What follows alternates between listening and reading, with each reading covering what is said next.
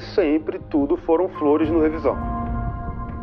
Sempre que aconteceu alguma coisa grande na minha vida, antes de acontecer, sempre pareceu que ela estava muito distante. Tanto que assim, eu morava em uma república, os meus colegas de república pagaram a minha parte de aluguel por alguns meses, assim, porque eu não tinha dinheiro mesmo.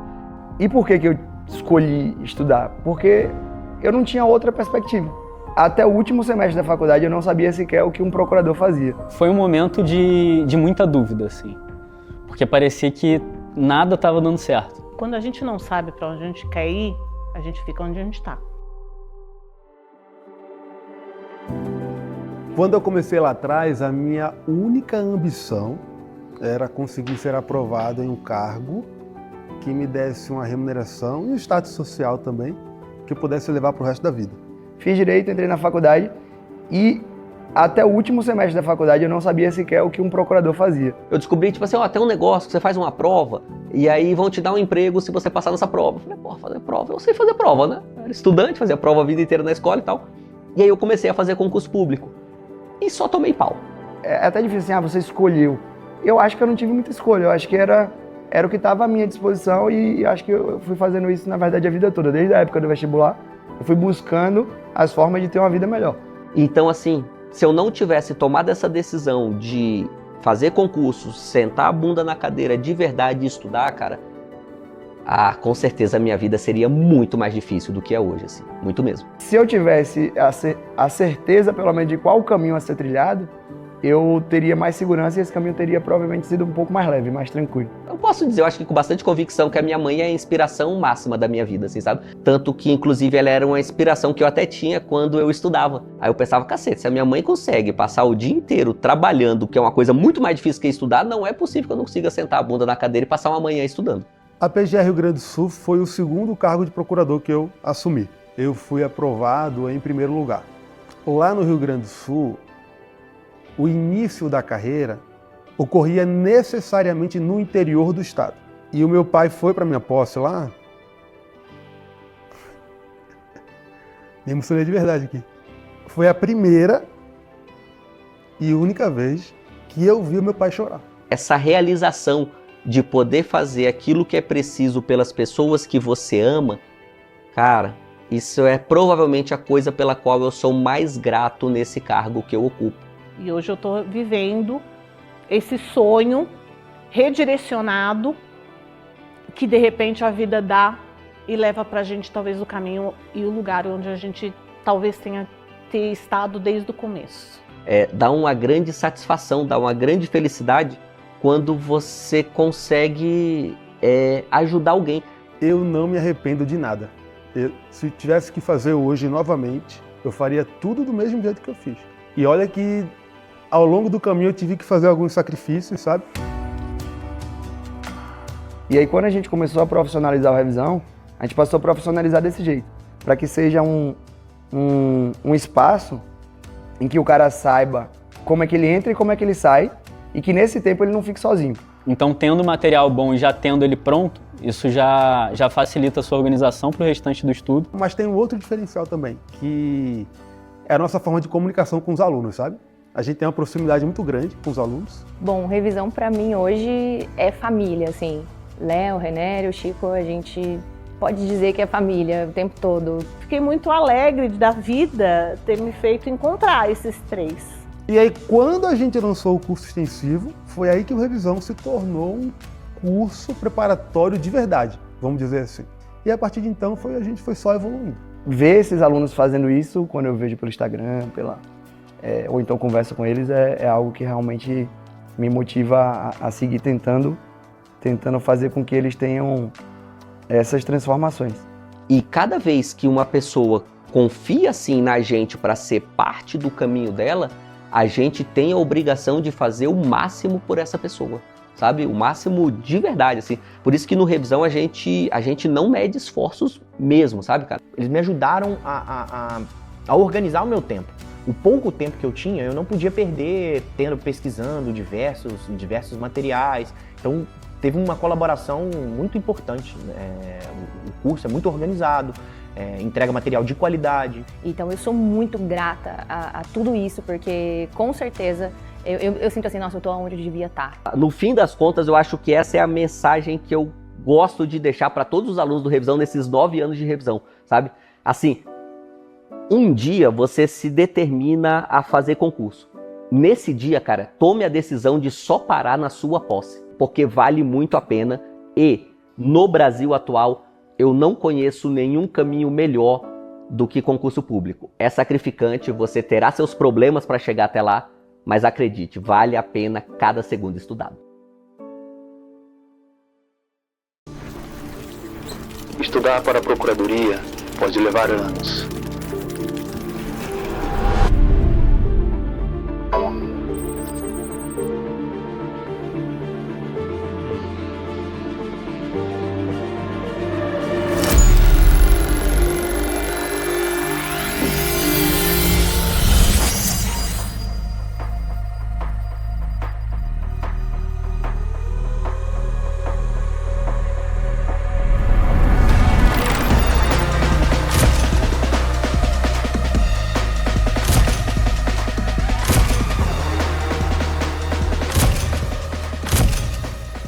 No Revisão, você aprende como se fosse um upload de conhecimento.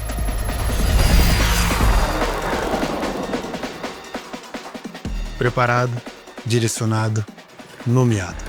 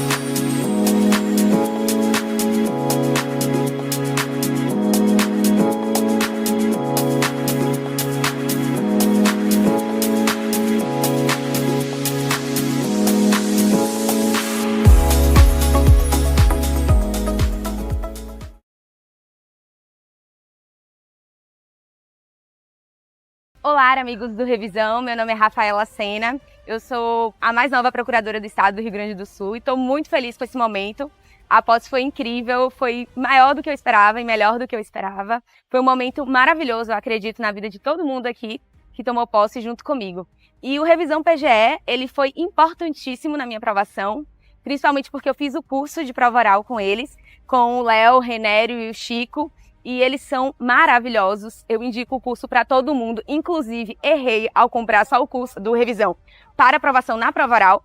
Eu deveria ter comprado o curso do Revisão, que eles têm um passaporte, porque o valor compensa demais. Eu indico demais vocês a comprarem, porque te acompanha durante toda a sua trajetória, até a aprovação final no concurso, na primeira fase, na segunda fase, na fase oral. Então, assim, você vai ter um acompanhamento personalizado, com pessoas que são sensíveis às suas particularidades, que eu acho que é o que mais diferencia o Revisão. A questão humana, deles observarem o que realmente você precisa. Então, se você está em dúvida em qual curso escolher, pode escolher o Revisão PGE sem medo de ser feliz, viu? Eu sou Ian Pedro de Alvarenga Ferreira e hoje eu estou aqui tomando posse como Procurador do Estado do Rio Grande do Sul e o Revisão PGE veio aqui homenagear a gente, cumprindo a promessa de estar com a gente até a posse. Então, eu só tenho a agradecer ao Revisão PGE Hoje eu estou num momento um mix de sensações, me sentindo principalmente bem-sucedido naquilo que eu escolhi e me propus a fazer e não teria conseguido sem o Revisão PGE. Então agradeço a vocês e obrigado. Estamos aqui no Rio Grande do Sul, em Porto Alegre, para a posse desses nossos alunos. Depois de muito tempo estudando, muita gente que estuda com a gente há muito tempo. Tem aluno aqui que começou a estudar com a gente no 5º semestre da faculdade. E a gente não podia deixar de estar aqui nesse dia para coroar a vitória deles, para coroar também aquilo que a gente entende que é como parte da nossa vitória também, a vitória da família deles, do esforço deles. E estamos aqui hoje muito felizes também, vendo a felicidade dos nossos alunos e agora torcendo para que sejam felizes aqui em Porto Alegre, aqui no Rio Grande do Sul, sejam felizes na Procuradoria. Muito nos honra participar e saber que a gente participou de toda essa caminhada, de tantos alunos que aqui estão, são 27 empossados, a grande maioria é aluno do Revisão PGE, em algum momento foi aluno do Revisão PGE, muitos alunos do nosso curso Passaporte, então, muitos alunos do nosso curso de Prova Oral. Então, assim, do mesmo jeito que eles estão felizes e que estão comemorando a vitória deles, a gente sente também que é um pouquinho nosso, que a gente contribuiu para isso.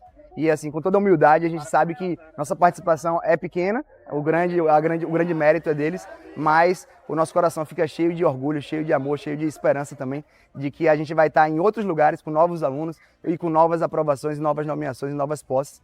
E é por isso que eu desejo também muito boa sorte aqui para todo mundo que está aqui, muito sucesso na carreira aqui na PGE Rio Grande do Sul e que a gente se encontre aí na vida como procurador.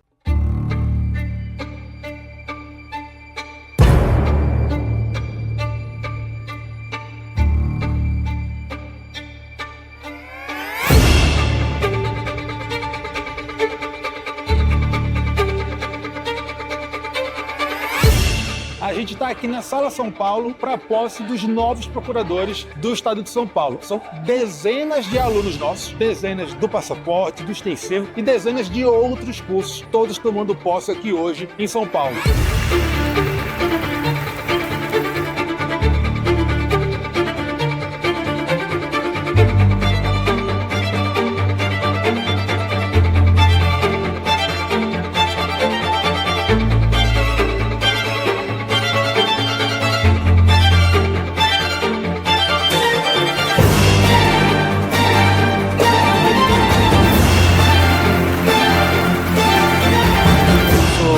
Hoje, a partir de hoje, procurador do Estado de São Paulo e sou aluno também do Revisão. Olá, meu nome é Daniel Fernandes Galvão, sou hoje, a partir de hoje, procurador do Estado de São Paulo e sou aluno também do Revisão. Antes da posse, eu era um menino ainda, né, cheio de sonhos. Fiz 25 anos esse ano, então sou relativamente novo ainda. Já tinha tomado posse no meu primeiro cargo público como procurador da Universidade de São Paulo. Então a preparação ela foi um pouco intensa, né, que eu tive que conciliar trabalho com estudo.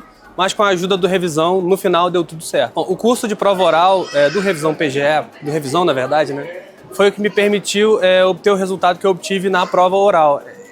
A dinâmica de organização do curso de prova oral, dividido em 3 dias, sendo o último simulado, foi fundamental para que eu tivesse alguns raciocínios jurídicos, algumas argumentações jurídicas-chave que eu usei na prova oral e com isso eu obtive algumas notas máximas nas bancas e a nota máxima na prova oral, né? A maior nota da prova oral, na verdade. Eu pensei que posse, que cargo público assim de ponta era só coisa de gênio, né? Na verdade, não.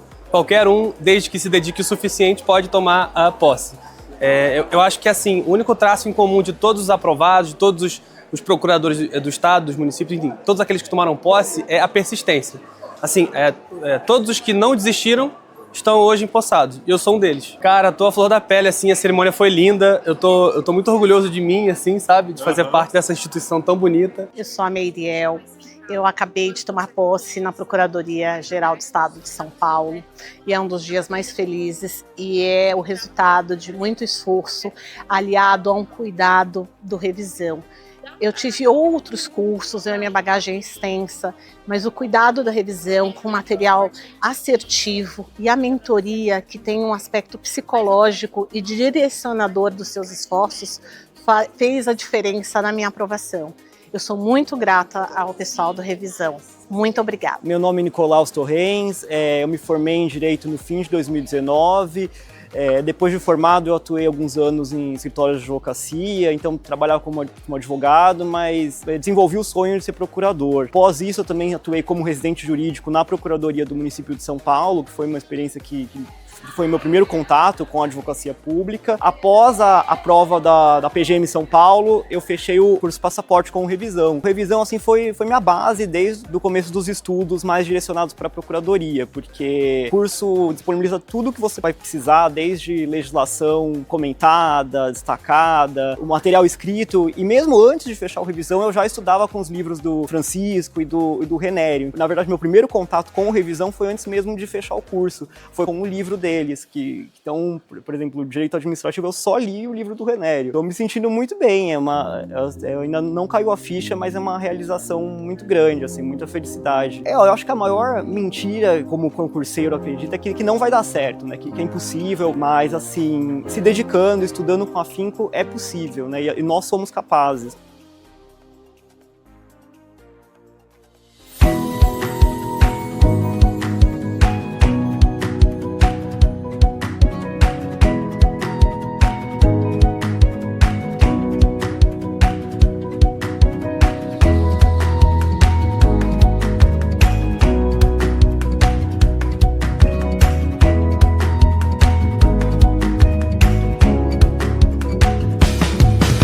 Hoje tenho a felicidade de me tornar procurador do Estado de Minas Gerais, após muitos anos de abdicações, estudos e muita dedicação.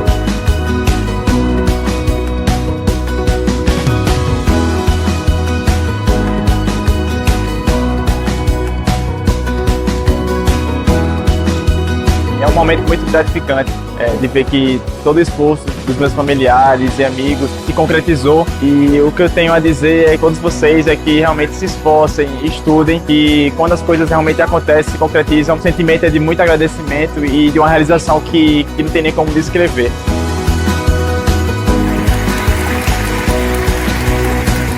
Conversando com o professor Renério e o professor Léo, inclusive no preparatório para a Procuradoria da PGE de Rondônia, eles me deram uma revigorada para continuar nos estudos.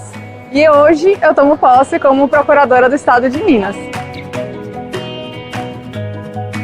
E é um momento muito especial, assim, que eu esperei muito tempo, e eu estou muito alegre.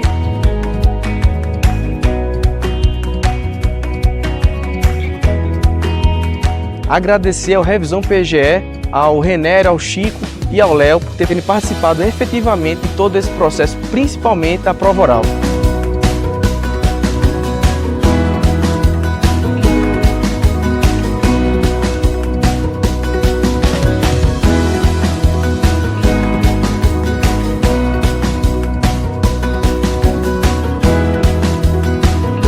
Nessa jornada, o Revisão PGE também fez uma parte muito importante para mim. Fiz o curso de prova oral aqui na cidade de Minas Gerais.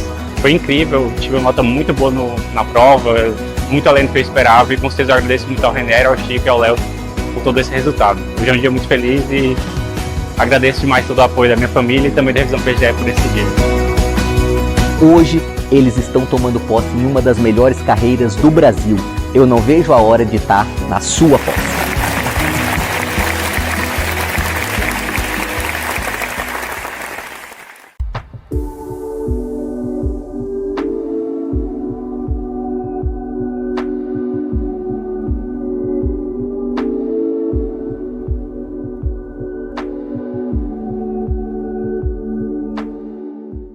Olá, alunas e alunos do Revisão.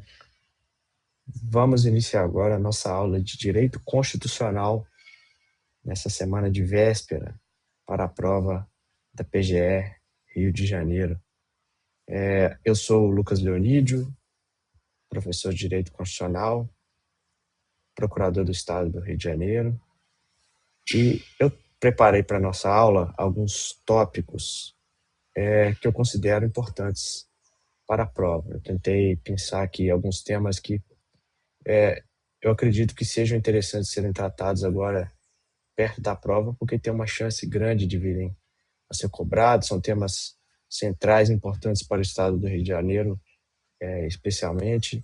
Temas em que há pronunciamento recente do STF, que sempre chama a atenção do examinador, Então vamos lá. O primeiro tema que eu selecionei é precatório.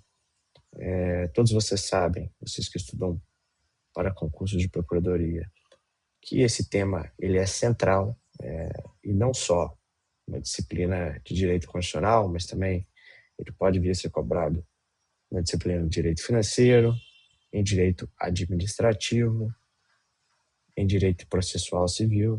Então, ele é um tema multifacetado. O candidato que se prepara para um concurso de procuradoria, ele precisa dominar esse assunto, precisa saber tudo que envolve o tema de precatório do ponto de vista legal, ou seja, as regras constantes da Constituição, precisa saber tudo que envolve o tema com relação à jurisprudência, enfim. Vamos iniciar aqui. Eu trouxe aqui duas questões envolvendo precatório que eu acho importantes para serem tratadas aqui nessa nossa revisão de véspera, nessa semana de véspera. Só passando rapidamente aqui pela previsão do artigo 100 da Constituição, o precatório, como vocês sabem, é um sistema de pagamento por meio do qual o Estado ele honra com os seus débitos, as suas dívidas reconhecidas judicialmente. Então, sempre que o Estado, o município, a União, a Fazenda Pública forem condenados a pagar uma quantia por meio de uma decisão judicial, condenados judicialmente, o pagamento desse valor deve observar o rito do precatório. Isso aqui é o básico, todos vocês já estão cientes disso, mas o tema não se esgota aí. Existem questões envolvendo o pagamento de precatório, existe dúvida, às vezes, se determinado pagamento deve ou não se submeter ao rito de precatório, ou seja, ainda que o Estado ele venha desembolsar determinado valor e tenha uma pretensão de fundo deduzida em juízo, em alguns casos surge a dúvida sobre a necessidade de observar o rito dos precatórios, e é disso que nós vamos tratar aqui, porque pode parecer simples a resposta, mas muitas vezes não é. A primeira questão diz respeito à transferência de recursos. Esse primeiro item foi objeto de um parecer da Procuradoria-Geral do Estado, e por isso eu achei interessante tratar aqui com vocês, tendo em vista que esse assunto passou por procuradores que compõem a banca de direito constitucional. Então, é um tema que chama a atenção. No caso concreto,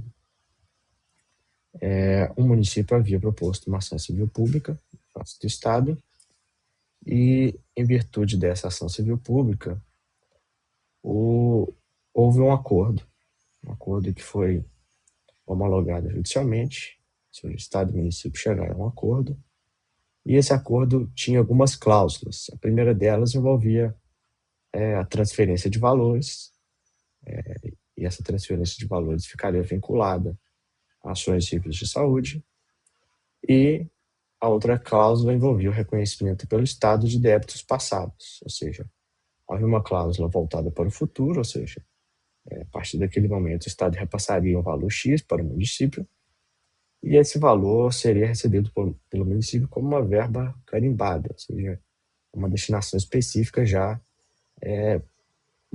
tratada para essa verba, ou seja, o município não teria ampla liberdade para escolher onde aplicá-lo, e sendo essa então a contrapartida para o repasse dos valores, e envolvia também então pagamento de valores atrasados.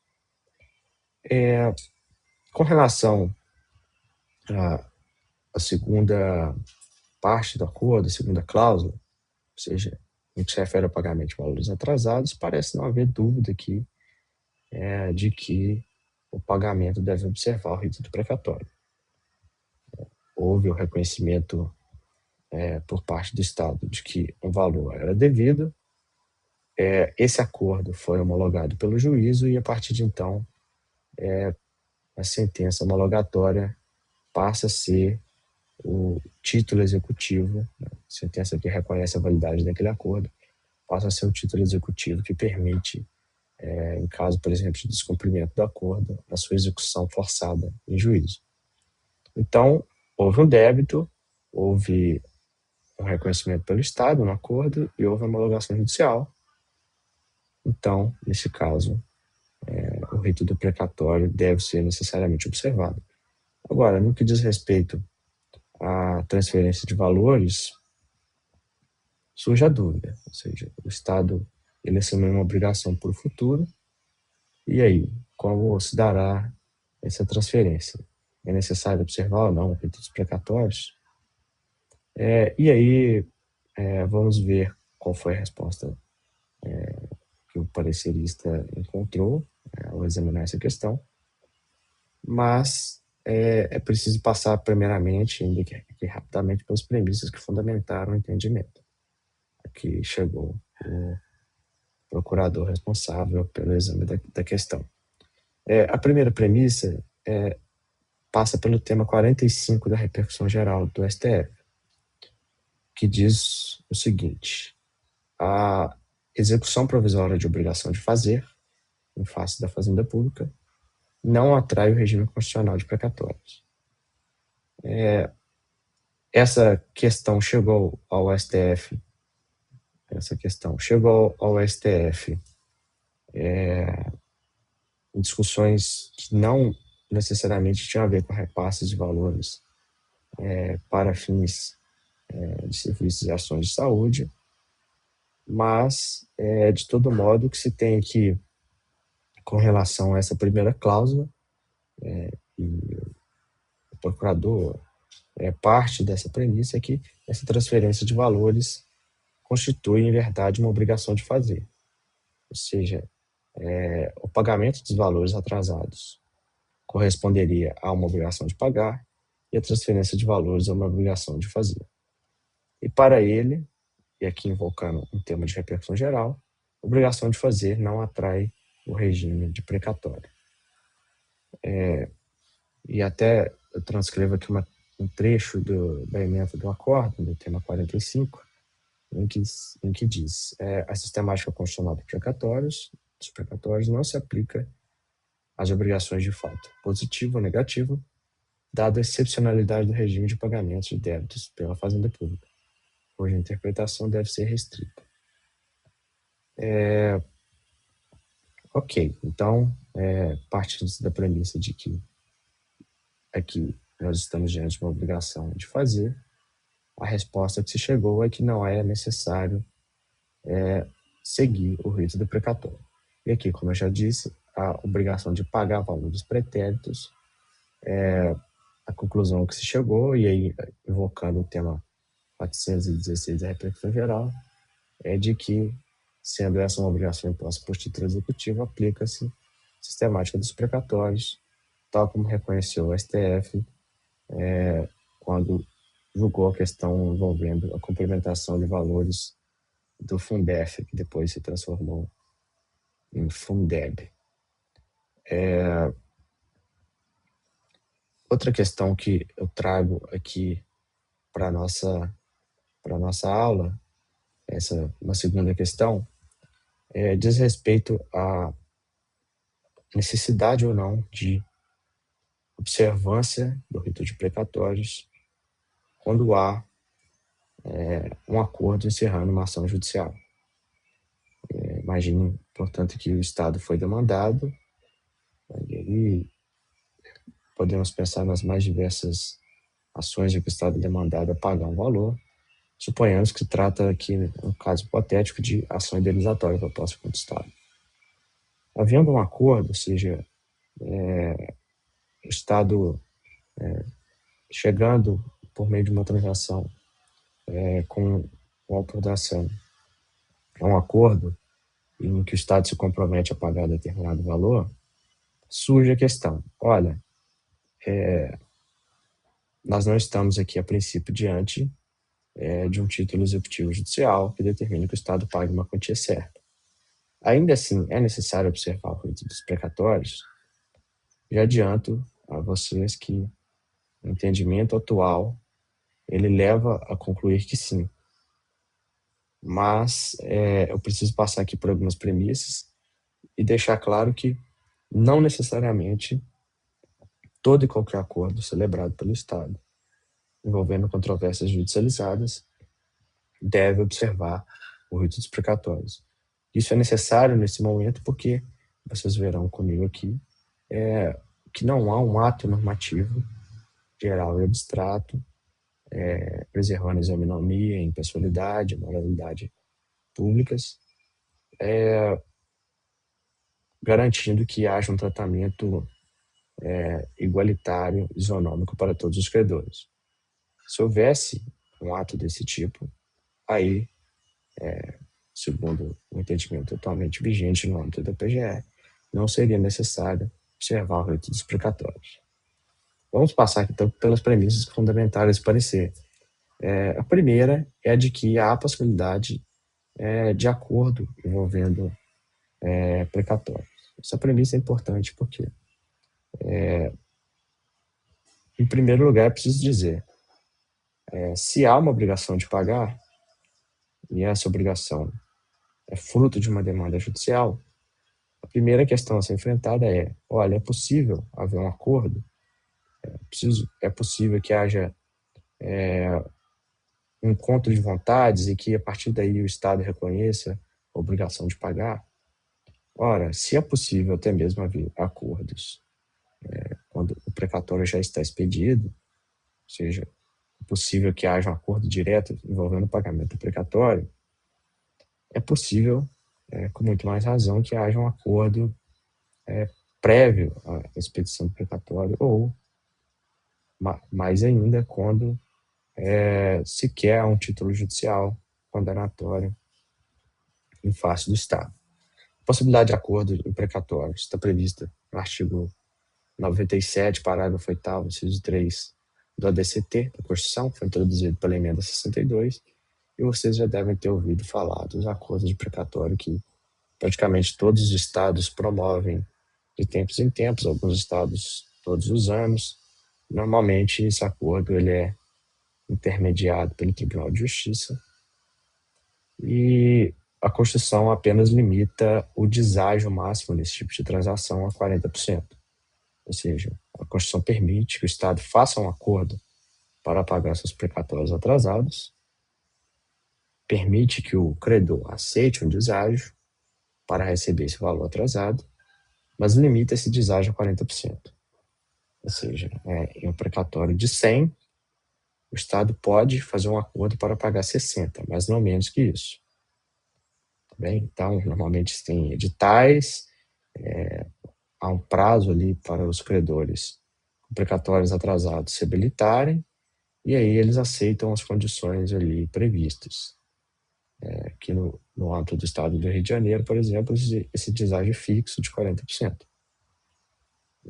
Há estados que permitem que os credores digam qual deságio aceitam receber. Por exemplo, o Estado de Minas Gerais faz dessa forma. E os deságios no Estado de Minas Gerais variam entre 20% e 40%. Então, havendo precatório, é possível haver um acordo quando o Estado está em atraso com o pagamento desse precatório, Estado, município, e a Constituição apenas limita a margem de deságio nesse caso. Ao apreciar a constitucionalidade dessa permissão constitucional, o Supremo disse que esses acordos diretos em precatórios são válidos, desde que observem os princípios da isonomia, da impessoalidade e da moralidade pela administração pública, e que esse acordo não sirva para burlar a ordem cronológica de pagamentos. Daí, então, a razão pela qual normalmente esses acordos são feitos por adesão, ou seja, há um edital, todos aqueles interessados têm direito a tentar receber o seu precatório atrasado de acordo com aquele deságio oferecido pelo Estado. E aí, passando pelo que decidiu o STF nessa DI, nessa questão de ordem na DI 4425, o parecerista ele diz que, olha, então é possível haver acordos já com precatórios pedidos e, por consequência, também é possível haver acordos envolvendo obrigações de pagar sem observância do rito precatório, desde que haja um ato normativo geral, abstrato, que preserve isonomia, impessoalidade, moralidade, que preserve a ordem de preferência entre os credores e estabeleça critérios para a transação judicial e extrajudicial com poder público para todos os credores interessados. Ou seja, ele fala aqui de um acordo por adesão.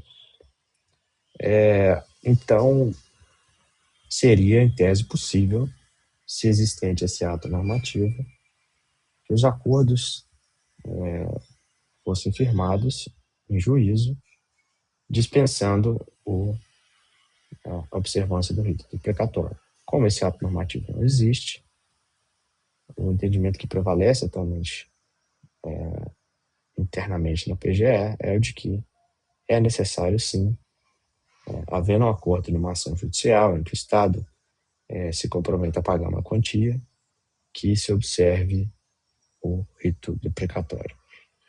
Tá, esse é o atual entendimento da Casa.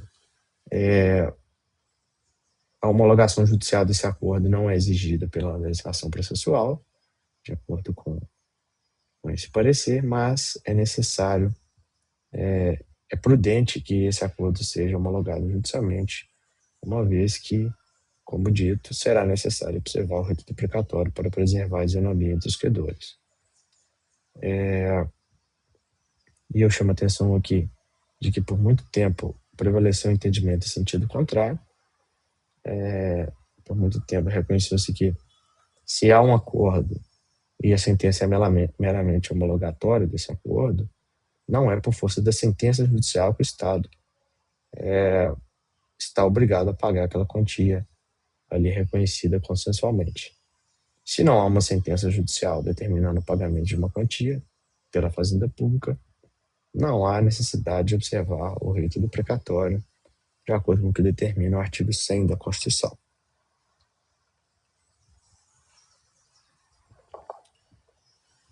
Muito bem, vamos seguir para o segundo tema,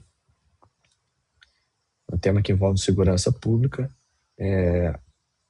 Todos vocês devem saber da importância desse tema para o Estado do Rio de Janeiro. Acredito que a essa altura todos estejam cientes da existência da DPF 635, que ficou apelidada pela mídia de DPF das favelas. Quem nunca ouviu falar ou tem apenas uma noção geral oferecida pelos meios de imprensa, eu recomendo que tentem entender pelo menos o que ficou decidido na DPF, quais os compromissos do Estado assumiu na DPF, tentem pelo menos se inteirar melhor do assunto com algum resumo, uma leitura de informativo. Mas aqui, indo propriamente à questão objeto do parecer que nós iremos analisar, e que eu faço normalmente aquele parênteses, né? Tal como vimos nas questões envolvendo precatórios, você dominar, saber o conteúdo desses pareceres que eu selecionei para tratar aqui nessa aula, não é imprescindível para a sua aprovação. Eu procurei me inteirar mais sobre entendimentos da casa, de produção profissional dos membros da banca para a segunda fase, principalmente, mas nessa primeira fase, as questões são formuladas de maneira tal que, se você tiver bases sólidas ali do seu conhecimento, você consegue formular boas respostas, apresentar boas respostas. Mas, de todo modo, eu trago esses casos aqui para essa aula porque eu considero que são temas relevantes para a prova. Então, ainda que não venha uma questão exatamente como aquela tratada no parecer, o tema segurança pública, por exemplo, é de suma importância para o Estado do Rio de Janeiro, como todos vocês devem saber. Mas, indo propriamente à questão, vocês sabem que em uma das obrigações assumidas pelo Estado em razão da ADPF 635 foi a elaboração de um plano de reocupação territorial de áreas submetidas ao domínio do crime organizado. E, em virtude disso, como consequência desse plano de reocupação territorial, o Estado precisou realizar operações policiais, ou seja, o Estado precisa retomar o domínio de territórios em que as nossas leis, a nossa Constituição não vale, existe um ordenamento jurídico paralelo, quase um Estado paralelo. Nós sabemos todos desse problema enfrentado pelo Estado do Rio de Janeiro, de longa data. A todo momento isso é noticiado na imprensa, enfim. Então, um dos compromissos assumidos pelo Estado foi de reocupação dos territórios.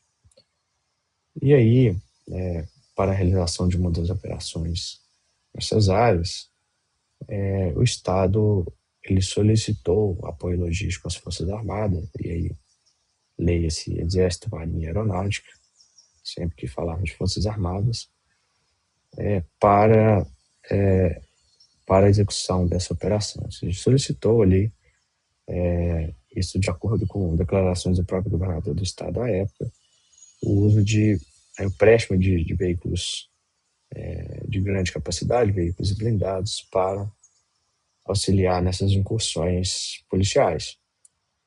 E aí, ainda segundo o próprio governador à época, esse empréstimo teria sido negado pela União. A União não teria admitido que o Estado do Rio de Janeiro utilizasse desses veículos blindados pertencentes às suas Forças Armadas. Pois bem, essa questão, ela, quando da solicitação do Estado, ela foi submetida a um parecer da AGU. E nesse parecer, a AGU entendeu que seria, em tese, possível esse apoio logístico solicitado pelo Estado, mas esse apoio estaria condicionado à decretação da GLO. Nós vamos ver daqui a pouco o que é a GLO, mas seria essa a condição que a AGU vislumbrou para que a solicitação do Estado fosse atendida. Garantia da lei da ordem, ou seja, seria necessária uma prévia decretação da garantia na lei da ordem. E essa decretação da GLO seria de competência exclusiva do Presidente da República. Ou seja, em condições normais, sem a decretação da GLO, que é de competência exclusiva do Presidente da República, não seria possível que as Forças Armadas oferecessem um apoio logístico solicitado pelo Estado. As Forças Armadas encontram sua matriz jurídica no artigo 142 da Constituição, e as normas gerais de organização, preparo e emprego estão dispostas na Lei Complementar 97 de 99. O artigo 142 da Constituição diz, como eu já adiantei, que as Forças Armadas são constituídas pela Marinha, pelo Exército e pela Aeronáutica. São instituições nacionais permanentes e regulares, ou seja, são instituições que não estão a serviço de determinado governo, ou seja, ainda que o governo atual, ocupando a chefia do Poder Executivo, exerça autoridade suprema, como o próprio artigo diz, sobre Forças Armadas, elas são instituições de Estado, não de governo. Elas estão para servir o Estado brasileiro, o povo brasileiro. São organizadas com base na hierarquia e na disciplina. Esse é o binômio básico da organização das instituições militares. Estão submetidas à autoridade suprema do Presidente da República e destinam-se à defesa da pátria e, aqui é o que interessa, destinam-se também à garantia dos poderes constitucionais e, por iniciativa de qualquer desses, da lei e da ordem. Então, o que nos interessa é a garantia da lei e da ordem. É o que diz o parecer da AGU, ou seja, para que o apoio logístico fosse possível, Segundo a AGU, as Forças Armadas deveriam estar submetidas a destinadas especificamente por decisão do presidente da República à garantia da lei e da ordem. E aqui, outro artigo que é importantíssimo para a disciplina dessa questão que nós estamos tratando aqui, é o artigo 144, que diz que a segurança pública é um dever do Estado, direito e responsabilidade de todos, é exercida para a preservação da ordem pública e da incolumidade das pessoas e do patrimônio. E aí traça ali alguns órgãos que compõem o sistema de segurança pública.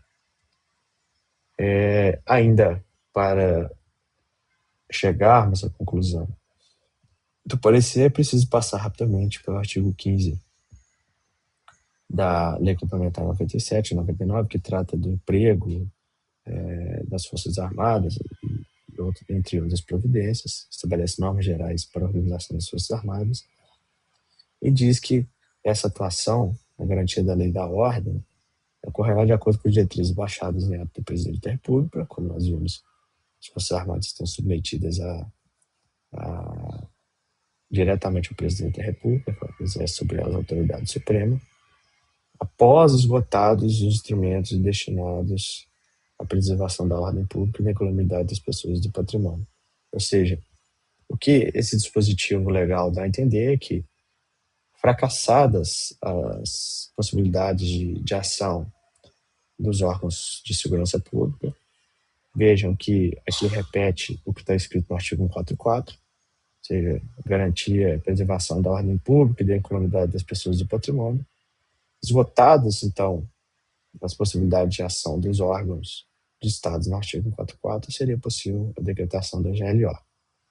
E aí o parágrafo 3º, ele conceitualmente pretende dizer, olha, em que ocasiões consideram-se esgotados os instrumentos do artigo 144 da Constituição. E aí o parágrafo 3º do artigo 15 diz que isso acontece quando formalmente reconhecidos em ato do chefe do Poder Executivo Federal ou estadual como indisponíveis, inexistentes ou insuficientes ao desempenho regulado de sua missão constitucional. Ou seja, é preciso que alguém admita que esses órgãos do artigo 144 da Constituição, seja o chefe do Poder Executivo Federal ou estadual, admitam que seus órgãos de segurança pública não conseguem lidar com a situação de desordem enfrentada. Não são suficientes para garantir a preservação da ordem pública, das pessoas e do patrimônio.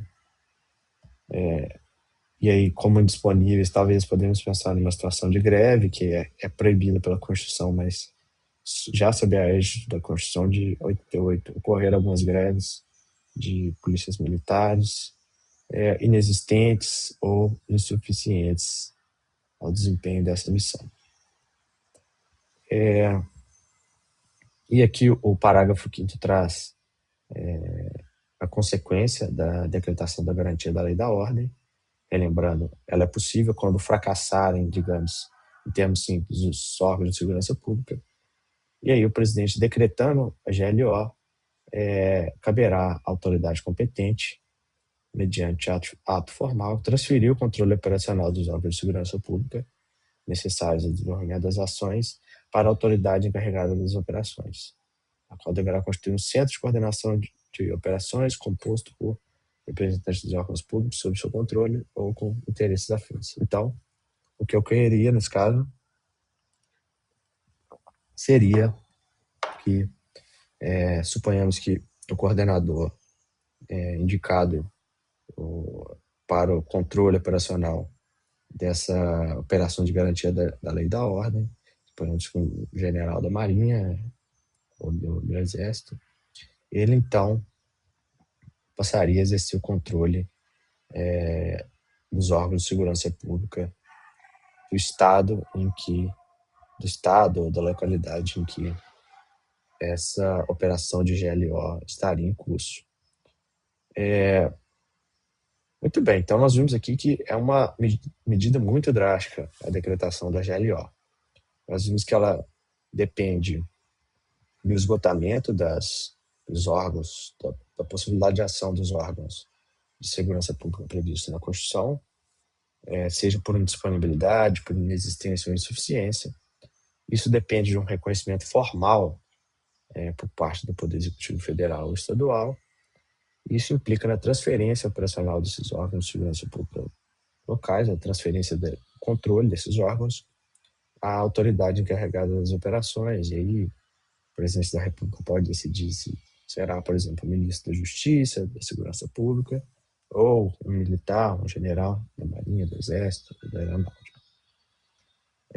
Então, nós estamos diante aqui de uma medida severa, uma medida que, de certo modo, atua de forma incisiva sobre a própria autonomia federativa do ente que está sofrendo a GLO, ou pode, de certa maneira, depender de um reconhecimento formal por parte do Poder Executivo Estadual de que seus órgãos não se encontram em condições de atender aquela situação excepcional de desordem que demanda a decretação da GLO. Em todo caso, é uma medida severa e depende, por exemplo, do reconhecimento por parte de um governador de que os servidores, os agentes policiais daquele estado não se encontram aptos a exercer as atribuições que lhes são conferidas pela Constituição. Nós podemos pensar que, do ponto de vista político, esse reconhecimento tem suas dificuldades. Nenhum governador quer reconhecer que não consegue mais controlar seus órgãos de segurança pública, ou que ele falhou, por exemplo, na execução da política de segurança pública do seu estado, por não promover concursos públicos, por exemplo, ou insuficiência do contingente. Enfim, nós sabemos a dificuldade que é o reconhecimento formal dessa insuficiência, desse esgotamento dos instrumentos que normalmente devem servir para a garantia da ordem pública, da incolumidade das pessoas e do patrimônio. Mas a premissa que o parecerista adota no parecer é de que a atuação das Forças Armadas não se esgota nessa modalidade prevista no artigo 15, a Lei Complementar 97 e 99, porque essa é uma medida muito brusca, severa. Então, e como eu disse, ela depende de um reconhecimento formal que é dificílimo, especialmente do ponto de vista político, de insuficiência dos instrumentos de segurança pública, e ela permite uma certa intervenção da União no âmbito do Estado, por exemplo, que poderia até se equiparar a uma intervenção federal. Há hipóteses de intervenção federal que talvez sejam menos traumáticas do que uma decretação da garantia da lei da ordem. É possível imaginar esse cenário. Então, o que o parecerista diz, olha, a AGU partiu da premissa de que para as Forças Armadas atuarem em auxílio às forças de segurança locais, é necessário a decretação da garantia da lei da ordem por parte do Poder Executivo Federal.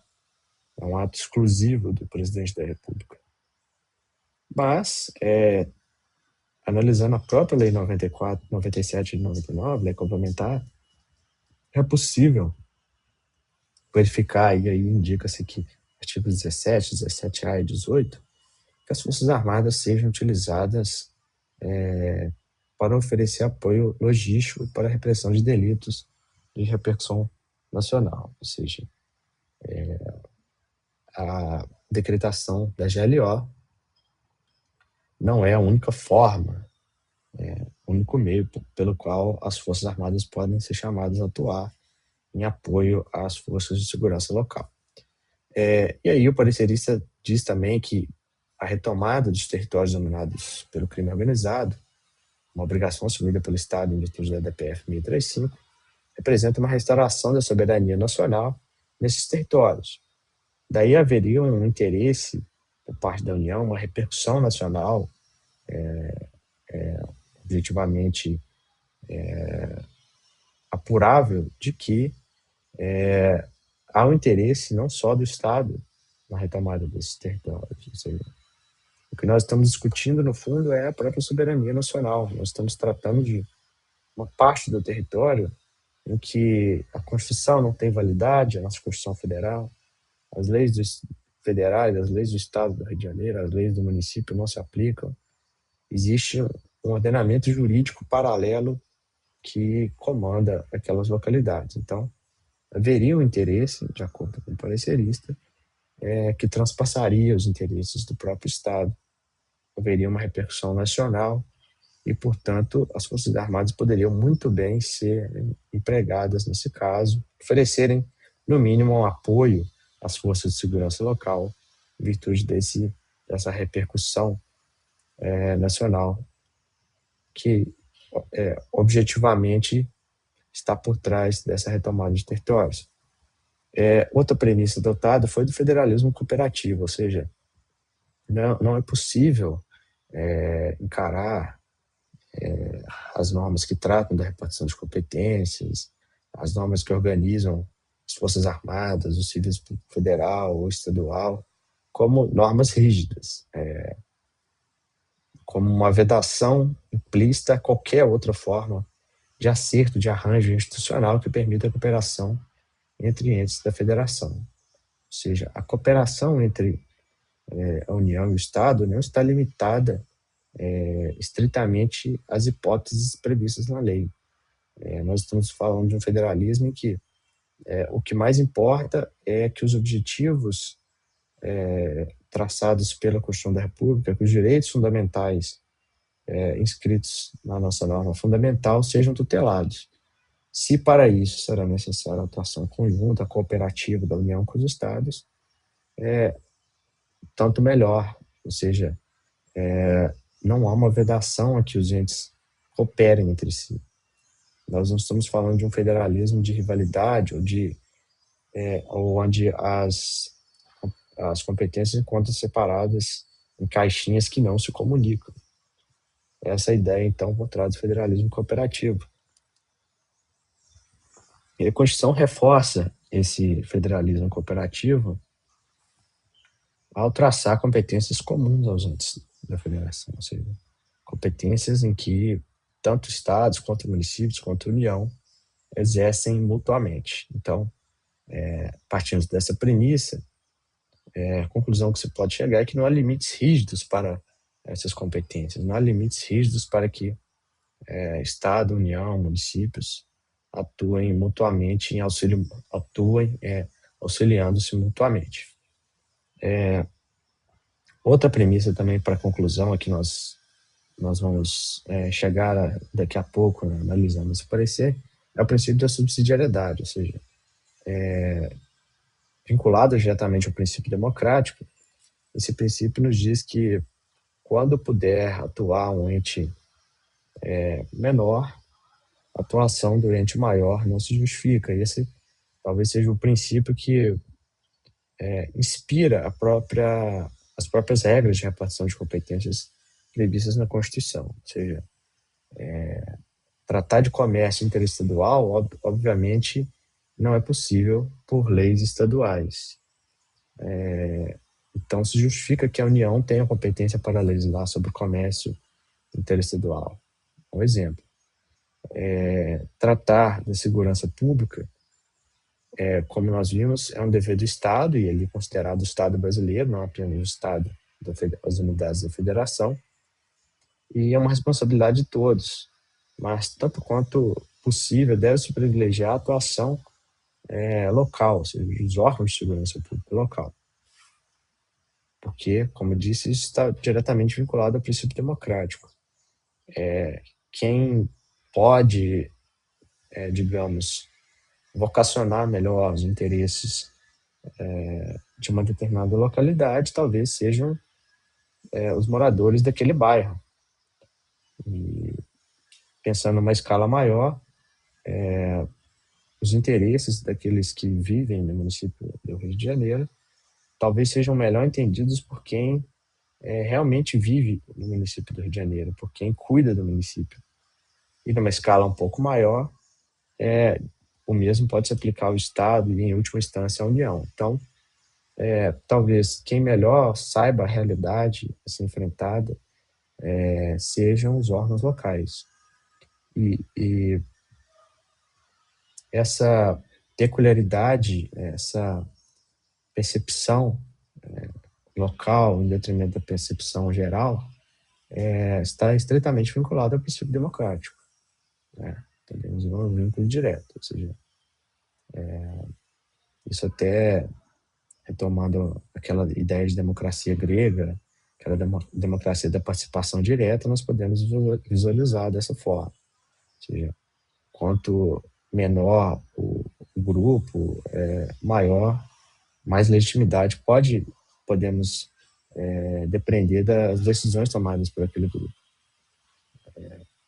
3 pessoas chegando a um acordo, talvez a decisão comum tenha muito mais força do que uma decisão tomada por 1000 pessoas, em que 900 ou 700 entendem de determinada forma, enquanto 300 não concordam. Então, essa é a ideia por trás aqui da vinculação entre o princípio da subsidiariedade e do princípio democrático. E mais, a ideia de poderes implícitos. Quem pode o mais, pode o menos. Se é possível empregar as Forças Armadas na garantia da lei e da ordem, como nós vimos, é uma atuação extremamente traumática, digamos assim, é algo que deve ter lugar apenas excepcionalmente. É possível, então, que se cogite o emprego das Forças Armadas de forma menos gravosa para atingir as mesmas finalidades de restauração da ordem pública e recuperação do domínio do Estado sobre parte do seu território. Ou seja, se a AGU partiu da premissa lá de que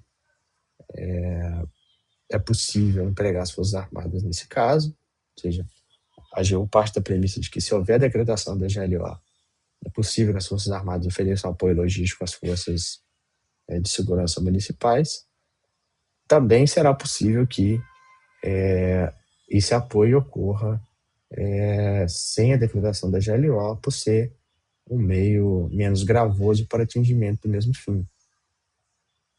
Em outras palavras, se é possível que as Forças Armadas apoiem as forças policiais numa operação policial, por exemplo, que visa a retomada de territórios, é possível, desde que, quando decretada a GLO, ou seja, se sob a égide de uma GLO, é possível que essas forças elas atuem em conjunto, tanto mais será possível que essas forças atuem em conjunto para atingir a mesma finalidade de retomada de um território, se a forma como esse apoio, essa cooperação se dará for menos gravoso do que a decretação da GLO. Então, a solução para o parecerista, que é um membro da banca de direito constitucional, é que é melhor falar em cooperação no lugar de solução pela força. Ou seja, é possível que o apoio se dê sem a decretação da GLO, que é um meio, como nós vimos, de força. O meio de cooperação é preferível a uma solução por meio da força. E outra conclusão é que a DPF, quando determina que o Estado retome os territórios e que a União ofereça apoio a essa obrigação do Estado do Rio de Janeiro, a DPF não condiciona esse apoio logístico à decretação da GLO, ou seja, é possível que esse apoio se dê mesmo sem a decretação da GLO. Fosse essa uma conclusão óbvia e necessária do ponto de vista constitucional, o Supremo teria dito que só caberia esse apoio em caso de decretação da GLO pelo presidente da República. Então, a síntese aqui do parecer é de que é possível apoio logístico do Ministério da Defesa, Segurança Pública do Estado, sem necessariamente haver a decretação da GLO. Os fundamentos constitucionais para essa conclusão são o princípio federativo, especialmente aqui sobre o viés da cooperação, o federalismo cooperativo, subsidiariedade e as próprias regras expostas nos artigos 142 e 144 da Constituição e também na Lei Complementar 97 de 99. Esse tema, o terceiro tema que eu separei, eu irei passar mais brevemente por ele. Ele chama atenção porque envolve direitos fundamentais, e tudo aquilo que envolve direitos fundamentais é um tema forte para a prova. Esse caso chama ainda mais atenção porque o Supremo, ao enfrentar a questão jurídica que nós iremos analisar, enxergou inconstitucionalidades tanto do ponto de vista material quanto do ponto de vista formal. Então, é o tipo de questão que todo examinador gosta de cobrar em prova, porque oferece a ele a possibilidade de examinar quais candidatos dominam realmente o tema, quais realmente entendem o que foi decidido, que realmente conhecem o precedente, porque é comum que questões envolvendo inconstitucionalidade, os candidatos talvez se lembrem apenas da inconstitucionalidade formal ou apenas da inconstitucionalidade material. E esse tipo de questão aqui, pelo contrário, oferece os dois pontos a serem analisados pelos candidatos. Então, vamos passar ao exame desse tema, que é a exigência de comprovação de vacinação para matrícula escolar. Isso foi decidido pelo STF na DPF 1123. E qual o objeto aqui da controvérsia? A DPF examinava se decretos municipais poderiam afastar a exigência de comprovante de vacinação contra a Covid-19 para matrícula e rematrícula escolar. Os temas envolvendo a pandemia estavam sendo cobrados de forma mais assintosa em concursos há 2, 3 anos atrás, mas a questão aqui envolvida, eu acho que ela vai além propriamente da pandemia e diz respeito à própria garantia de políticas públicas de saúde, especialmente para a criança. Então é algo que transpassa, digamos, os limites da pandemia de Covid-19 e vai muito além, né? Diz respeito a uma política de Estado que é exigida pela própria Constituição, que é a primazia dos interesses das crianças e adolescentes. E aí, para chegar à conclusão que o STF estampou nesse acordo, preciso adotar como ponto de partida que a vacinação é obrigatória para crianças e adolescentes. E sob o ponto de vista constitucional, a vacinação obrigatória é perfeitamente possível. Ou seja, é possível que o legislador ele imponha aos pais o dever de vacinar seus filhos. E aí, a jurisprudência consolidada do STF, citando aqui a Lei 6586, e aqui fazendo apenas um parêntese de que a vacinação forçada, diferentemente da obrigatória, é incondicional. Ou seja, o Estado não pode invadir a sua residência, te algemar, te levar à força para se vacinar, mas tornar a vacinação obrigatória é perfeitamente possível. E o que é isso? O Estado pode condicionar o exercício de determinados direitos à comprovação de que você se vacinou, por exemplo. Essa é uma forma de tornar a vacina obrigatória. Imposição de sanções pecuniárias também eu vejo como possível. Enfim, o Estado pode dizer que a vacinação é obrigatória e impor consequências jurídicas a quem não se vacinar. Isso não quer dizer que o Estado está forçando a vacinação. Ou seja,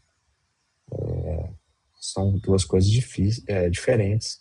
A vacinação forçada seria aquela em que há emprego de força física mesmo para obrigar a pessoa a se vacinar. Aqui uma outra premissa, partindo da decisão tomada pela STF no agravo em recurso extraordinário 1.267.879, tema 1103 do STF, o Supremo diz que a vacinação obrigatória não caracteriza a violação à liberdade de consciência e convicção filosófica dos pais responsáveis, nem tampouco ao poder familiar. Algumas pessoas diziam que não vacinar os filhos era algo que a Constituição admitia por razões de liberdade de consciência, de convicção filosófica, pessoas que podem, talvez por influência de determinadas correntes de pensamento, entender que a vacinação seria algo invasivo nos corpos dos seus filhos. O Supremo diz que, olha, nós estamos aqui ponderando, de um lado, o interesse do pai, da mãe, de manter isso, da sua corrente filosófica, sua corrente política, ideológica, e de outro, o interesse da criança e do adolescente. E deve prevalecer, nesse caso, o interesse da criança e do adolescente. E aí o Supremo invoca, especialmente o artigo 227 da Constituição, que diz que é dever da família, da sociedade, do Estado assegurar a criança, ao adolescente e ao jovem, com absoluta prioridade, o direito à vida, à saúde, à alimentação, entre outros. Ou seja, houve uma ponderação por parte do poder constituinte originário.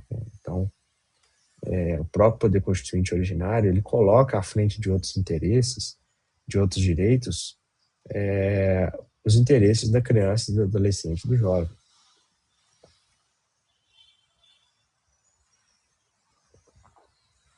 Portanto, em havendo uma possível colisão entre a liberdade dos pais e o interesse da criança, que obviamente deve ter sua saúde, sua vida protegidas, deve prevalecer o direito à vida e à saúde da criança. Portanto, o Estado pode impor que os pais vacinem os seus filhos mesmo contra a sua vontade, contra a sua ideologia. O Supremo entendeu também, ao julgar esse caso que nós estamos analisando, que a exigência do comprovante de vacina não impede o direito à educação. Ou seja, argumentava assim, olha, se eu não vacinar meu filho, ele não vai poder estudar. Então, essa política estatal de exigir o comprovante de vacinação, ela, na verdade, ela impede o exercício de um direito fundamental à educação. Mas o Supremo entendeu que não, que ponderando entre supostamente impedir o direito à educação e colocando do outro lado da balança que para que o pai e a mãe consigam matricular o seu filho, precisará imunizá-lo, o mecanismo utilizado para garantir, para controlar esse dever de imunização, segundo o STF, seria legítimo e proporcional. E aí, analisando propriamente o ato normativo impugnado, o Supremo disse que os municípios não podem, por decreto, afastar a exigência estabelecida em lei federal e estadual sobre vacinação infantil. Sua competência suplementar não autoriza contrariar a disciplina geral. Então, analisando aqui não apenas o teor desses decretos municipais, mas propriamente o veículo em que essas normas, foram publicadas, o Supremo considerou que esses decretos seriam formalmente inconstitucionais, porque o município, ao desobrigar a apresentação do comprovante de vacinação, estaria indo além da sua competência suplementar prevista na Constituição, por contrariar a política federal e estadual de vacinação infantil. Então, essa questão enfrentada pelo STF chama atenção porque se vocês eventualmente enfrentarem uma questão a esse respeito na prova, vocês precisam se lembrar de que há uma inconstitucionalidade, tanto material quanto formal, num ato hipotético em que um município dispensa a comprovação da vacinação para a vacinação de crianças e adolescentes para a admissão da matrícula escolar.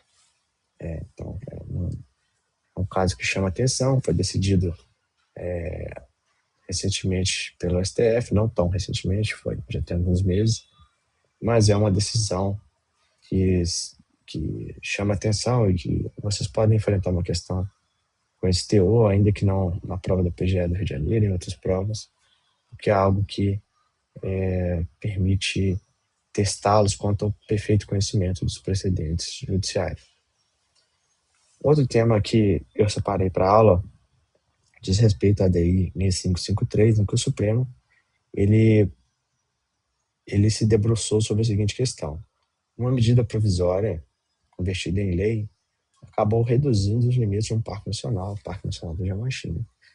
E essa exclusão de parte da área do parque visava a permitir a obras de infraestrutura que ficaram chamadas como ferrogrão, correspondente a uma linha férrea e a uma rodovia federal que passariam ali por dentro do parque.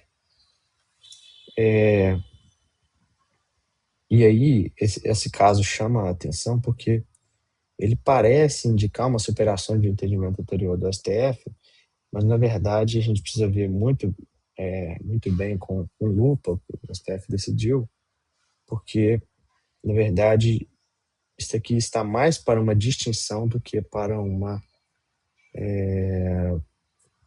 superação de entendimento.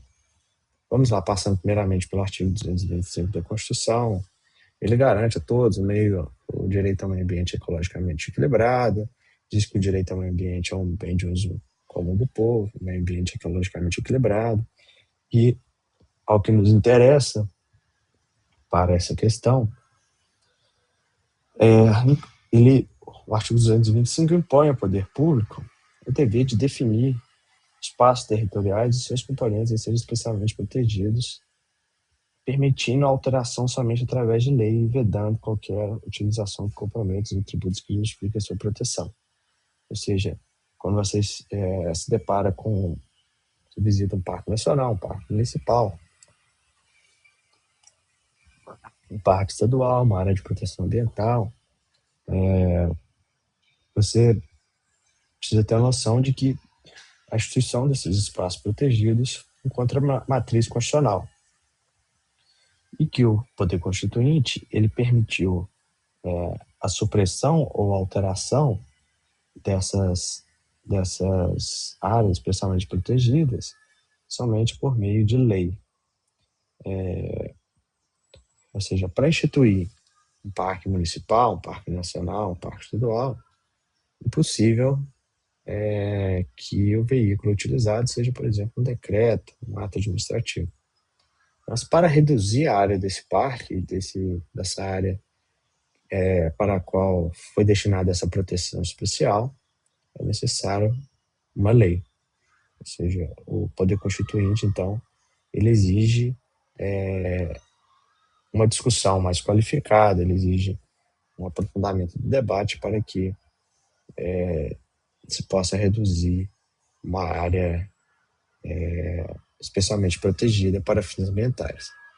A Constituição também diz no artigo 62 que, em caso de relevância e urgência, o presidente da República pode adotar a medida provisória e traz, submetendo imediatamente ao Congresso Nacional, e essa medida provisória tem força de lei, e o parágrafo 1º traz as vedações à medida provisória, e nenhum desses incisos impede, veda a utilização da medida provisória para fins de matéria ambiental, de supressão de áreas, por exemplo,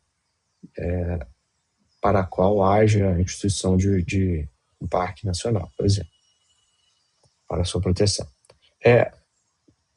Então, o Supremo ele teve que lidar com uma questão que dizia respeito ao seguinte: uma medida provisória reduziu uma área, suponhamos aqui, de um parque nacional. Isso foi enfrentado na DI 4717. O artigo 62 da Constituição não veda a utilização de medida provisória para esse fim e diz que a medida provisória tem equivalência à lei.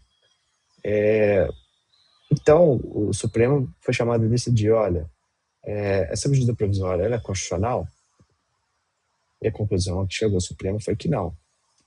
Haveria, nesse caso, uma limitação implícita ao uso da medida provisória, porque para o Supremo, quando o Poder Constituinte disse que a alteração e a supressão de áreas de espaços territoriais especialmente protegidos somente se dá por meio de lei, o que o Poder Constituinte quis dizer foi que, nesse caso, é necessário uma lei em sentido estrito, ou seja, é necessário que seja observado todo o processo legislativo, que haja um aprofundamento do debate na Casa Legislativa, que esse projeto de lei passe pelas comissões de Constituição e Justiça, pela comissão temática do Congresso Nacional, da Câmara dos Deputados e do Senado, enfim. Então, o Supremo enxergou, nesse caso, uma limitação implícita ao uso da medida provisória. Muito bem, mas nesse caso em que nós estamos examinando, há uma peculiaridade. A medida provisória, que depois foi convertida em lei e acabou reduzindo a área do Parque Nacional do Jamanchim, ela, quando editada pelo presidente da República, ela acabava, na verdade, ampliando a área do parque. Ao mesmo tempo em que a medida provisória previa a diminuição de uma pequena faixa no interior do parque, onde seriam instaladas as obras de infraestrutura ali, da ferrovia, da rodovia, essa medida provisória dizia que uma área contígua ao parque seria incorporada nesse espaço de proteção especial. Então, uma área superior àquela em que o parque sofreu redução em virtude da instalação ali das obras. Ou seja, uma área, por exemplo, de 2 era retirada do parque para permitir a execução das obras, e uma área de 5 era acrescida ao parque. Então, fazendo uma simples conta, você vê que o parque acabou aumentando de tamanho. O problema foi que, ao passar pelo Congresso Nacional, o Congresso, ao converter a medida provisória em lei, acabou retirando a disposição da medida provisória que acrescia uma área ao parque. Então, a medida provisória acabou sendo convertida em lei, reduzindo apenas a área do parque.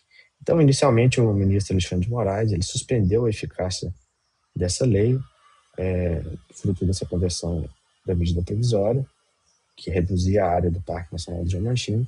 Suspendeu também os processos administrativos envolvendo a implantação das obras ali da Ferrogrão, processo de licenciamento, etc. Depois de alguma insistência por parte da AGU, o ministro ele reviu em parte a decisão e permitiu a retomada dos processos administrativos relacionados à Ferrogrão, como processo de licenciamento, por exemplo, que já sinalizava que possivelmente, no julgamento do mérito da ADI, o Supremo poderia chegar a uma conclusão diversa daquela sinalizada na decisão cautelar preferida pelo ministro Alexandre de Moraes.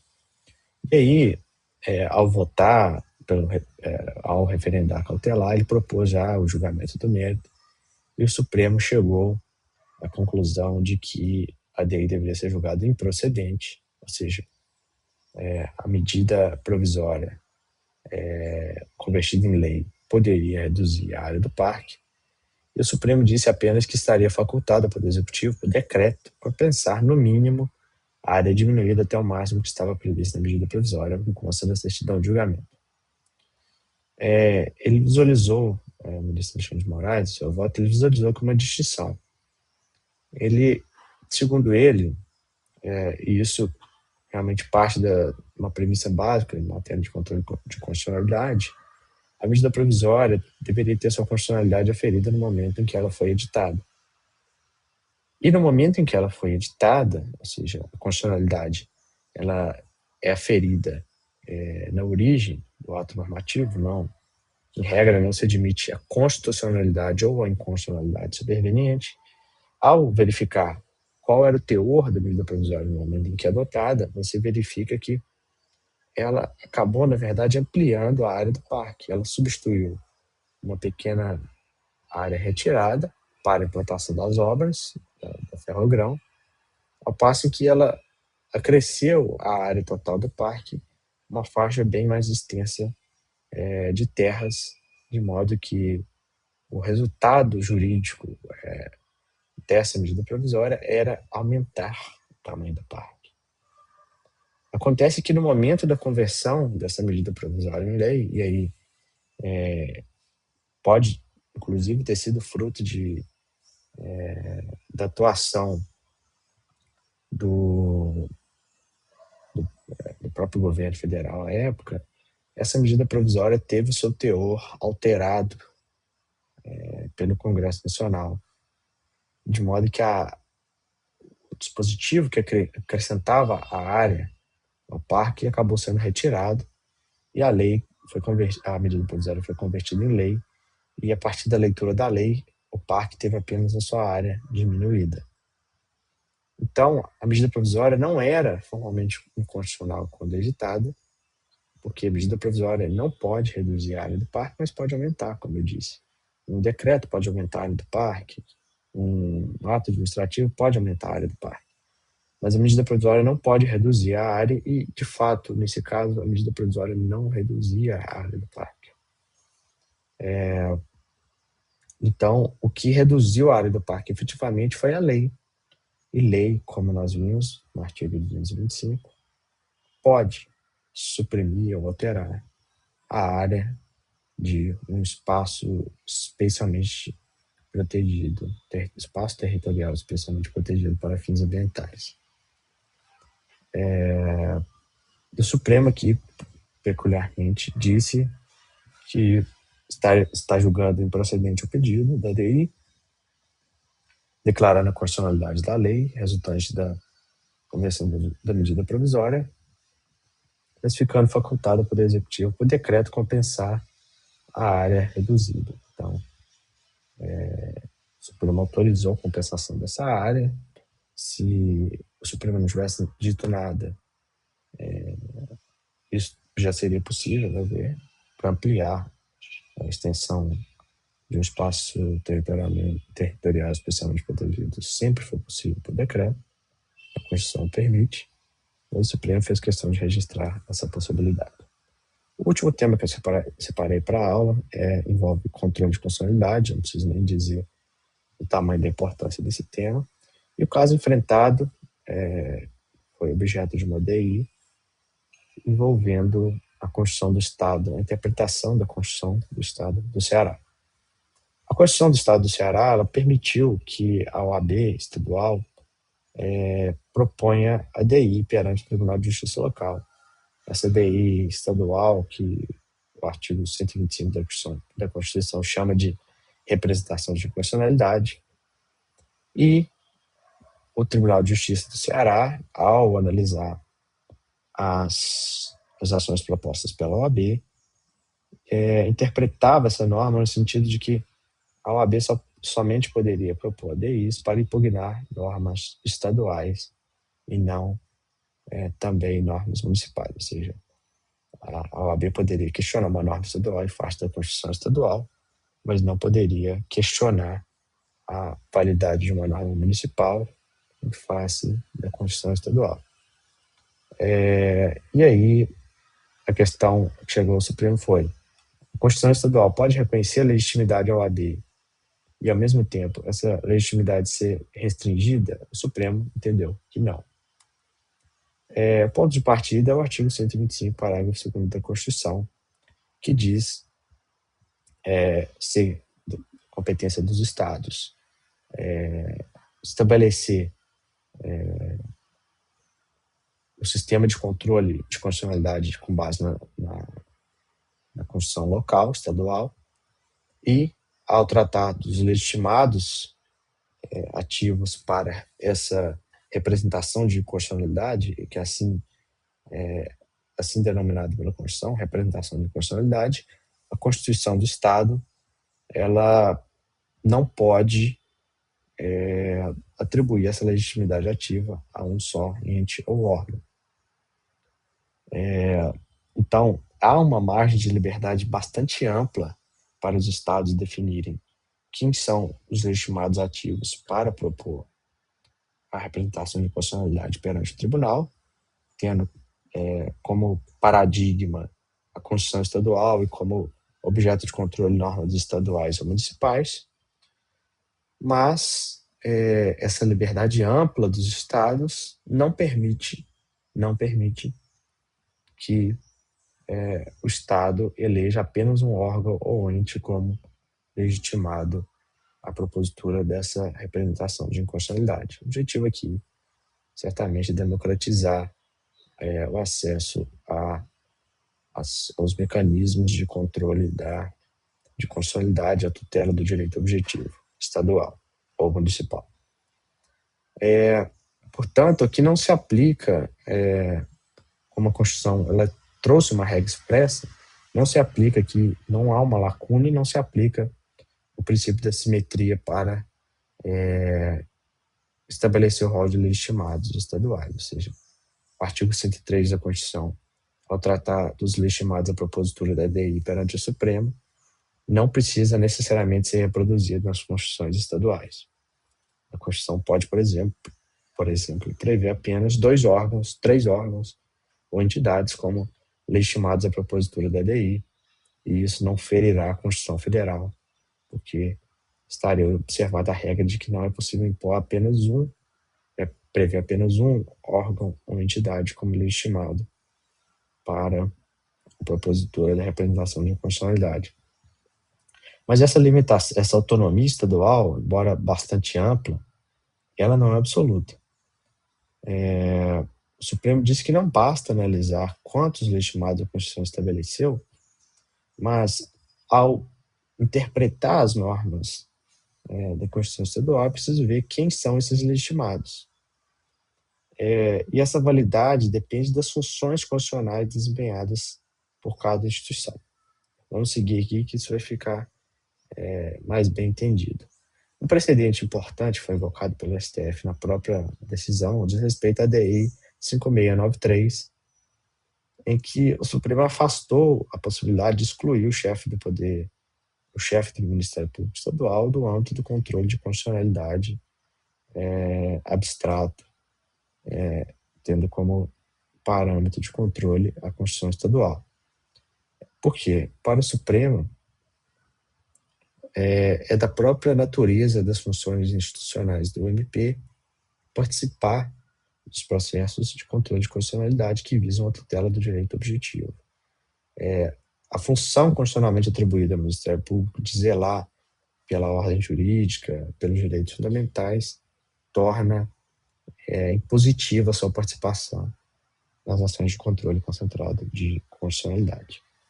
E para o Supremo, isso aqui não significa uma mera aplicação do princípio da simetria, ou seja, eu não estou apenas reproduzindo de forma forçada na Constituição Estadual aquilo que a Constituição Federal prevê no artigo 103. Eu não estou apenas traduzindo para a Constituição Estadual a legitimidade do Procurador-Geral da República e atribuindo no âmbito local para o Procurador-Geral de Justiça. Não, da natureza da instituição do Ministério Público participar dos processos de controle de constitucionalidade. Então, essa autonomia estadual deve ser examinada também do ponto de vista qualitativo e não apenas quantitativo. É o que decidiu o Supremo. Mas, no caso específico, enfrentado aqui nessa DI que nós estamos examinando, o Supremo disse, olha, a Constituição Estadual não é obrigada a estabelecer a OAB como uma legitimada a propositura da representação de constitucionalidade. A Constituição Federal não exige e a Constituição Estadual pode muito bem não inserir a OAB no rol de legitimados da propositura da representação de inconstitucionalidade. Então, esse é um ponto importante. Mas, uma vez que a Constituição Estadual, o Constituinte Estadual, Poder Constituinte Decorrente, estabeleceu que a OAB é um dos legitimados, não é possível restringir a natureza dessa legitimidade. É o que decidiu o STF, então, nesse caso. Se a OAB ela é legitimada, a sua legitimidade deve ser interpretada como sendo ampla. Então, esse o desfecho desse caso. Nós precisamos lembrar aqui que o Supremo, pela via interpretativa, divide os legitimados para a propositura da DI, das ações diretas, em dois grupos: os legitimados universais e os legitimados específicos, que precisam comprovar a pertinência temática entre a norma objeto de controle, a norma paradigma e as suas próprias funções institucionais. No caso da OAB, o Supremo sempre considerou que a legitimidade da OAB para a propositura da DI no âmbito federal, ela é ampla, ela é universal. Então, a OAB não precisa demonstrar que aquela norma tem alguma vinculação com suas competências institucionais, assim como o Ministério Público Federal, por meio do Procurador-Geral da República, assim também o Presidente da República, as mesas do Congresso Nacional. Para o STF, a natureza da OAB, ela não exige, a própria natureza das funções institucionais da OAB não exige que a OAB demonstre a sua vinculação direta, a sua pertinência com a matéria objeto da ação. Para o STF, a OAB exerce um poder, é um serviço público independente, ela é um órgão autônomo com relação ao Estado, uma entidade autônoma, não integra, portanto, a administração indireta. Isso aqui, nós estamos falando da DI 3026-DF, então isso é um entendimento bem antigo do STF quanto à natureza institucional da OAB, que é dita pelo próprio STF como singular ou sui generis. A OAB não se equipara aos demais conselhos de fiscalização profissional, então a OAB ela tem uma natureza diferente do CREA, dos outros órgãos do CRM, enfim, do Conselho de Medicina, porque ela não se volta apenas a uma finalidade de fiscalização profissional.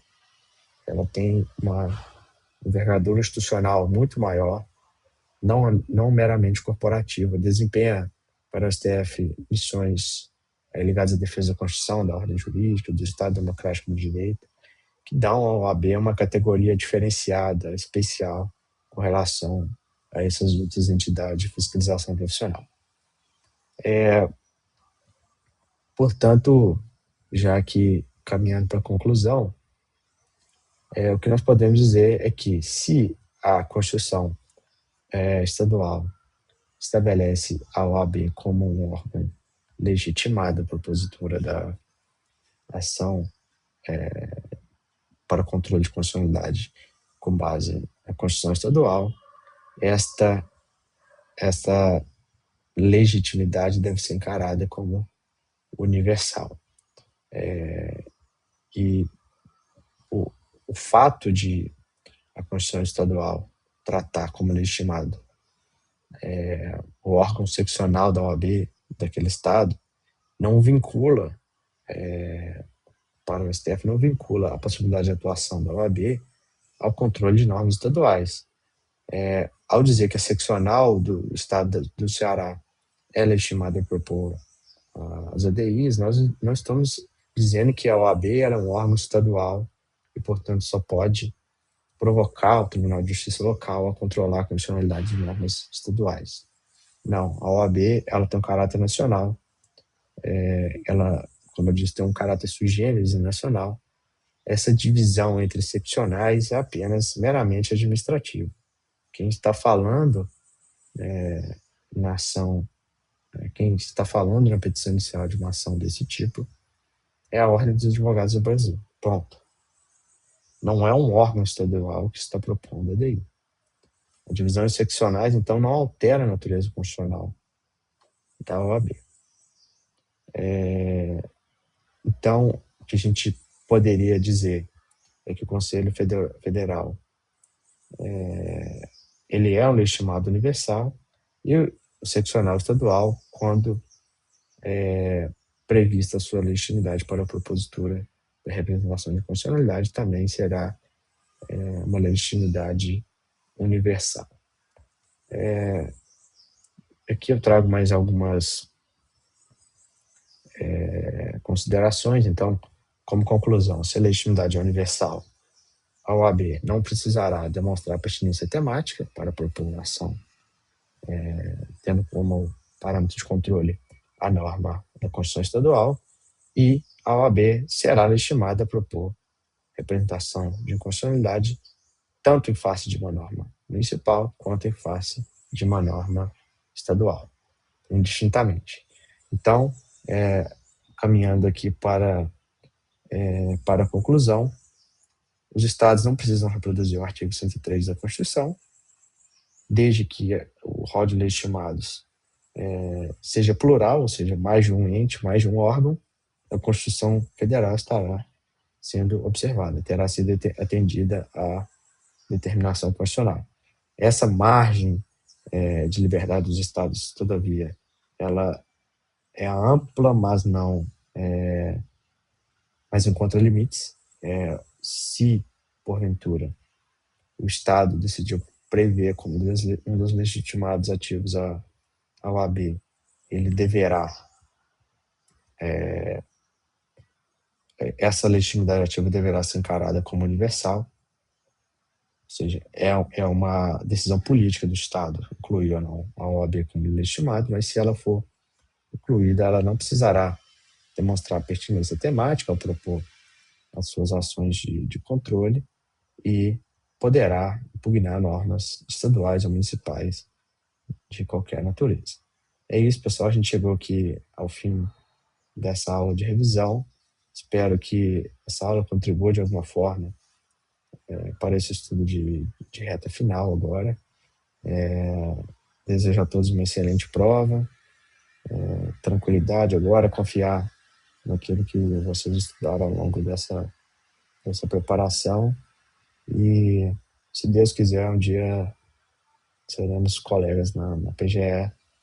Fica a todos meu abraço, meu desejo de uma excelente prova.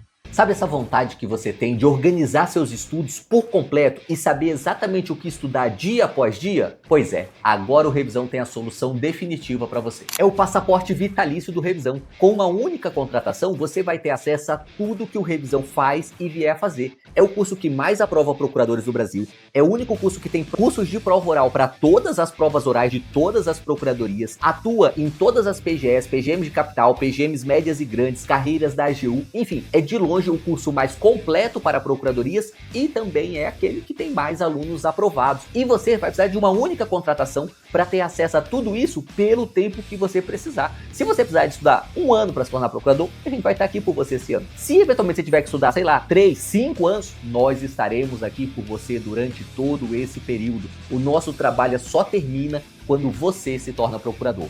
Vem agora para o Revisão, é o passaporte vitalício, a maior oportunidade da história para você se tornar procurador. É só clicar aqui.